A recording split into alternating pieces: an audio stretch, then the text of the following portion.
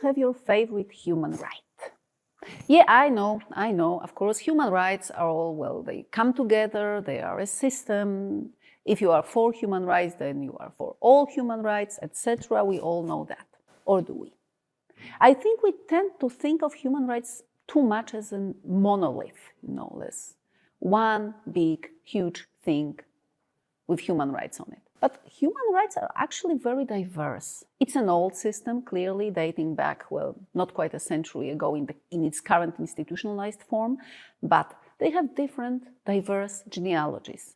Political genealogies, what are the power structures behind them? They have different cultural origins.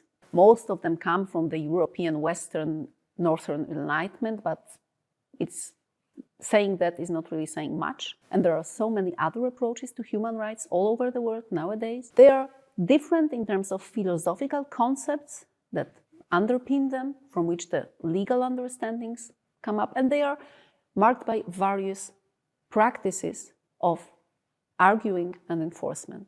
Human rights are very diverse, and what makes it even more inaccurate to think of them as a monolith, in most real-life cases, I'd say we tend to see only some of them and not all of them. The concept of intersectionality captures this intuition. If you take a case of a female refugee being forcefully pushed back on a border, then it takes an effort to realize that this is a person whose human rights are being violated as a war refugee, as a person with no fixed abode, as a woman, as a family member, somebody's daughter, somebody's mother, somebody's wife or partner, as a poor person against those who are not so poor, as a person of other nationality in a different country than her country of origin, etc., etc. These are all bunches, clusters of rights that intersect in this one particular person whose rights are being violated. But the fact that we need intersectional thinking to get to that in itself bespeaks the difficulty of understanding that human rights are not, in fact, monolithic.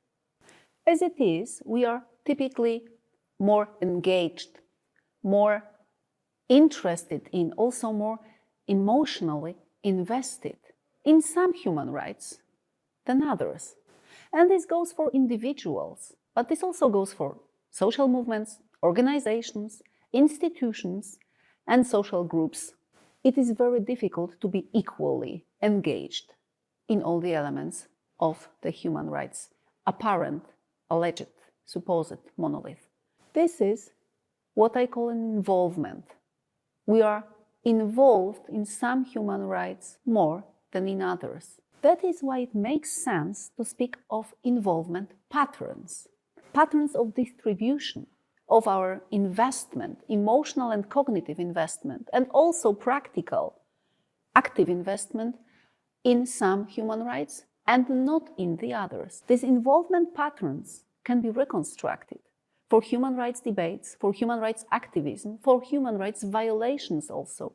And by reconstructing the involvement patterns, we get to a heat map of human rights, to the order of the heart, if you like, behind the legal order.